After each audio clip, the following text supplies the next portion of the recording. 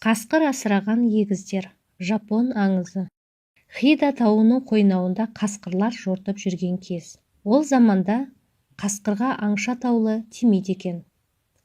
Таудағы бөрілердің арасында адасқан адамға жол көрсетушілер де болыпты. Анасынан айырылған сәбиді емізіп бағатын қасқырлар да бар дейді. Сондай таулы ауылдың бірінде баласы жоқ ерлі-зайыпты өмір сүріпті. Екеуі таудағы алып ағаштың түбіне барып, таудың піріне сыйынып бала тілепті. Тілектері қабыл болып, егіз қыз дүниеге келеді. Бірақ әйел босана салысымен көз жұмады. Асыраушысынан айырылған қос сәби іңгәлауын қоймапты. Әкесі қос бөбекті көтеріп, таудағы алып ағашқа барады. Қараса, ағаштың түбінде қасқыр жатыр екен. О, көкбөрі, дейді сәбилердің әкесі. Мына екі нәрестені де бауырыңа баса көр. Екеуін емізіп бақ. Өскен соң бөлтіріңе әйел қып әпер.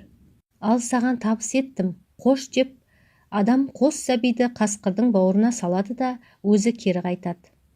Бұл жай қасқыр емес, талай жетімді асыраған қасиетті бөрі болатын. Таудың пірі рақым қылды, деп тәубе етеді әлгі кісі. Қасқыр бөлтіріктерімен бірге адамның балаларын емізіп асырайды. Адам да өз балаларының қалай өсіп жатқанын бақылап жүреді. Екі қыз бой жетеді. Қос бөлтірік бөріге айналады. Бірақ күздің бір күнінде қос көкжал өліп қалады.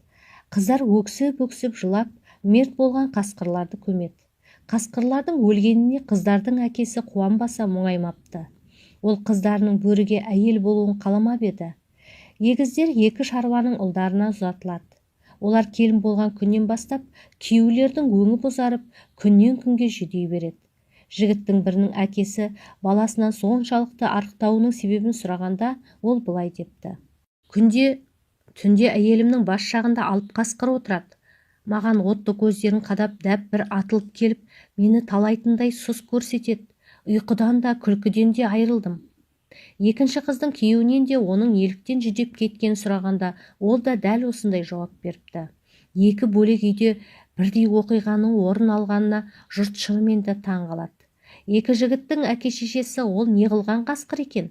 Көрейік деп, түнде ұйықтайтын бөлмеге салайды. Бірақ бөрінің рухы күйеу жігіттен басқа ешкімнің көзіне көрінбепті. Күндер жылжыған сайын екі жігіт арықтап, ақырында құр сүлдері қалып, аяғын алып жүре алмайтын деңгейге жетеді. Екі үй ақылдаса келе, қос келінді төркініне қайтарыпты дейді. Аударған Шарафат Жылқыбаева.